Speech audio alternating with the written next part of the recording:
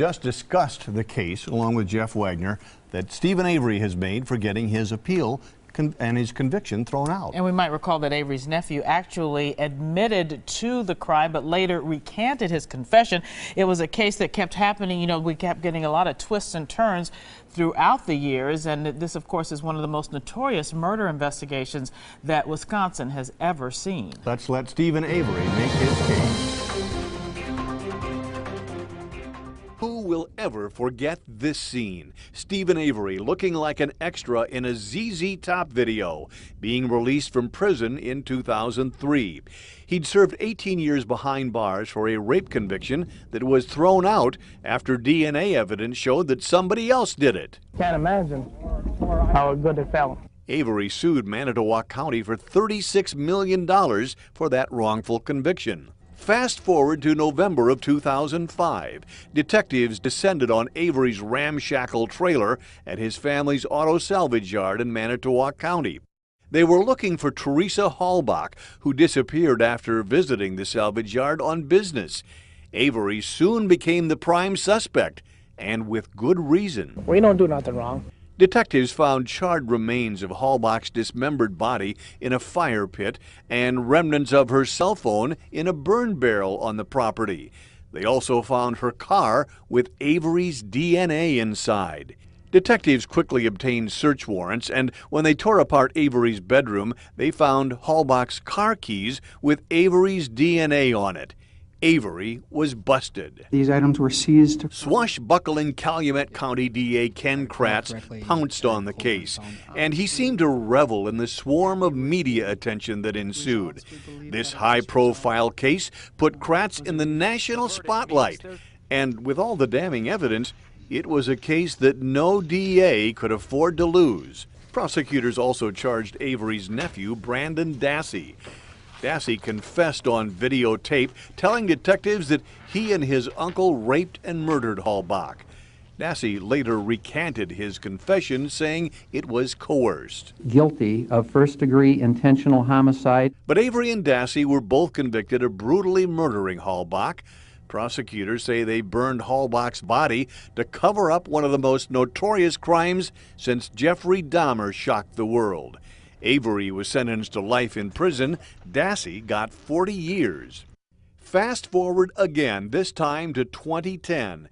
DA Ken Kratz resigns after a domestic abuse victim accused him of sending her racy text messages. Kratz later pled no contest to 6 ethics violations, saying he was addicted to sex and drugs.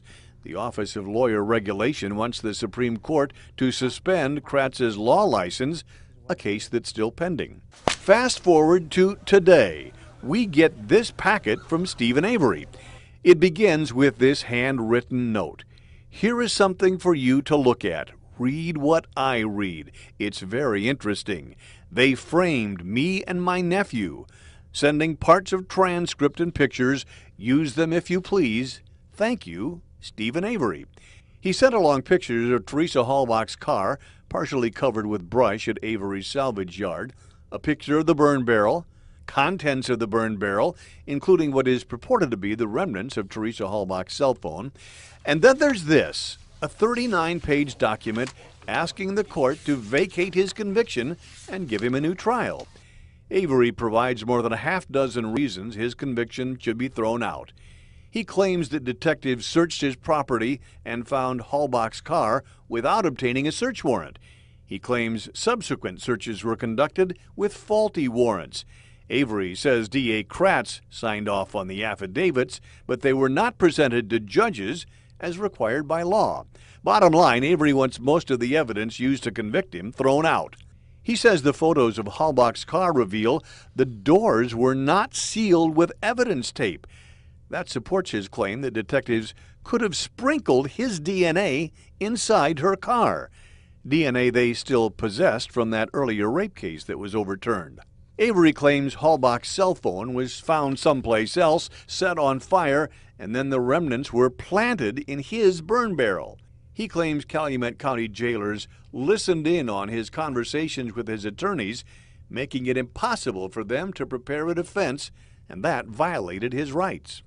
He claims the judge who conducted his trial was biased because that same judge conducted his preliminary hearing and ruled there was probable cause that Avery had committed the crime. He claims his attorneys were ineffective because they failed to get some evidence thrown out. He claims several jurors should not have been allowed to serve on that jury because they had various connections to law enforcement or the courts.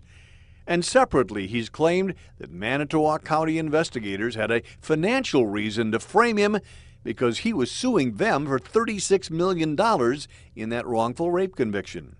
In conclusion, Avery respectfully requests this honorable court grant him the relief requested.